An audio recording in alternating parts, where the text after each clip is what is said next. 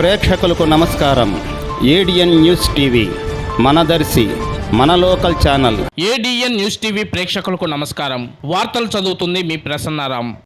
రాష్ట్ర ప్రభుత్వం నూతన మద్యం పాలసీని అమల్లోకి తీసుకువచ్చిందని దర్శి ఎక్సైజ్ సిఐ శ్రీనివాసరావు తెలియజేశారు. దర్శి సర్కిల్ పరిధిలో 21 మద్యం షాపులను రాష్ట్ర ప్రభుత్వం మంజూరు చేసిందన్నారు. ఆసక్తి గలవారు ఈ నెల 2 నుంచి 9వ తేదీ వరకు ఆన్లైన్ లో దరఖాస్తు చేసుకోవచ్చని, 11వ తేదీన లాటరీ ద్వారా షాపులను కేటాయించనున్నట్లు ఆయన ఈ సందర్భంగా పేర్కొన్నారు. దరఖాస్తుదారులు 2 లక్షల రూపాయలు రుసుం చెల్లించాల్సి ఉంటుందని ఆయన ఈ సందర్భంగా తెలిపారు.